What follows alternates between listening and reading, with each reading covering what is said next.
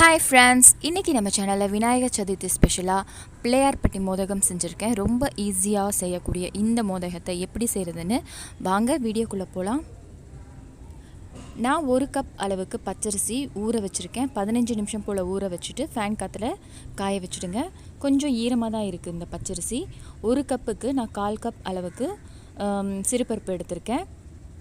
1 cup அளவுக்கு வெல்லம், வாசனைக்காக ஏலக்காய், 1/2 கப் தேங்காய். லேசாக ஈரமாக தான் இருக்கும்.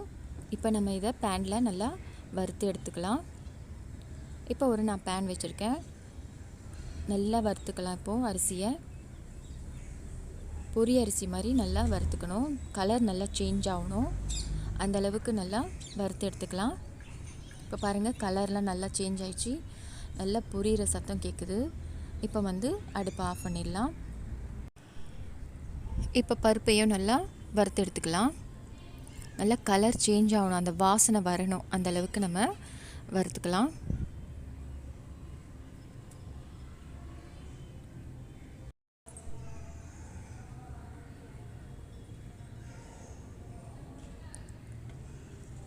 கலர் நல்லா சேஞ்ச் ஆகிடுச்சு, நல்லா வறுத்தாச்சு.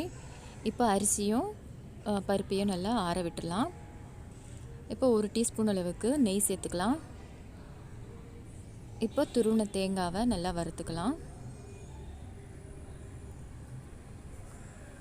தேங்காவும் வறுத்தாச்சு, இது அப்படியே இருக்கட்டும். இப்போ ஆற வச்ச அரிசியும் பருப்பும் நம்ம சேர்த்து இப்போது அரைச்சிக்கலாம். மிக்ஸி ஜாரில் நல்லா கொரப்பாக அரைச்சிக்கோங்க. இதை அரைச்சிக்கலாம். இப்போ பாருங்கள், அரைச்சி எடுத்தாச்சு. இந்த மாதிரி கொஞ்சம் ரவை மாதிரி இருக்கணும், நல்லா கொரன்னு இருக்கணும்.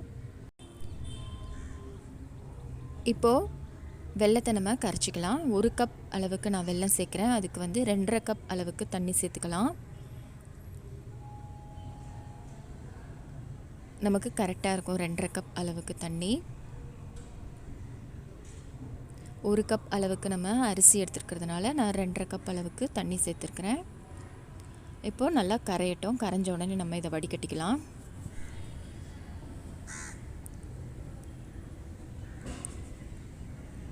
வெல்லம் கரைஞ்சிடுச்சு. இப்போ நம்ம வடிகட்டிக்கலாம். ஒரு கடாயில் நல்லா அடிகனமான பாத்திரத்தை எடுத்துக்கோங்க. இல்லைனா நான்ஸ்டிக் தவா கூட நீங்கள் எடுத்துக்கலாம். இப்போ அடியில் தூசி எதுவும் இல்லை. இப்போ நல்லா கொதி வரட்டும், வெயிட் பண்ணலாம். 1 டீஸ்பூன் அளவுக்கு நெய் சேர்த்துக்கோங்க. இப்போ இடித்த ஏலக்காவையும் சேர்த்துக்கலாம். இப்போ வறுத்த தேங்காவையும் சேர்த்துட்டு கொதி கொஞ்சம் வரட்டும். நல்லா கொதி வந்த உடனே இப்போது ரவையை மிக்ஸ் பண்ணுற மாதிரி இந்த அரிசியை நம்ம மிக்ஸ் பண்ணிக்கலாம். கரெக்டாக தண்ணி சேர்த்துக்கோங்க. 1 கப் அரிசிக்கு 2.5 கப் அளவுக்கு நம்ம தண்ணி சேர்த்துக்கணும். ஒரு 5 நிமிஷத்துலேயே நமக்கு நல்லா வெந்துருங்க. நல்லா சுருளை வரணும், அது வரைக்கும் நம்ம வெயிட் பண்ணலாம். ஒரு 5 நிமிஷம் ஆயிடுச்சு. இங்கே பாருங்கள், நல்லா வெந்திருக்கு, நல்லா சுருளை வந்திருக்கு. இப்போ நம்ம கடைசியாக இறக்கும்போது 1 டீஸ்பூன் அளவுக்கு நெய் சேர்த்துட்டு ஸ்டவ் ஆஃப் பண்ணிடலாம். இது நல்லா ஆறட்டும். ஆறினதுக்கப்புறம் நம்ம கொழுக்கட்டை பிடிக்கலாம். நல்லா பெரிய சைஸாகவே உருட்டிக்கலாம். பிள்ளையார்பட்டி மோதகம்னாலே இந்த மாதிரி பெரிய சைஸாக தான் இருக்கும். நீங்கள் வேணும்னா அச்சில் கூட நீங்கள் மோதகம் மாதிரி செஞ்சு ரெடி பண்ணிக்கலாம். நான் இப்போ இந்த மாதிரி எல்லாம் ஒரே சைஸாக ஈவனாக நான் ரவுண்ட் பண்ணி வச்சுக்கிறேன். இப்போ எல்லாத்தையும் ரெடி பண்ணி வச்சுக்கலாம். இப்போ நான் குக்கரை நல்லா ஹீட் பண்ணி வச்சுருக்கேன். இப்போ வேக வச்சிடலாம். ஒரு 5 நிமிஷத்துலேயே வெந்துடும். இப்போ பாருங்கள், ஓப்பன் பண்ணி பார்க்குறேன், நல்லா வெந்திருக்குங்க. கொழுக்கட்டை நல்லா ஆறினதுக்கப்புறம் நம்ம எடுத்துடலாம்.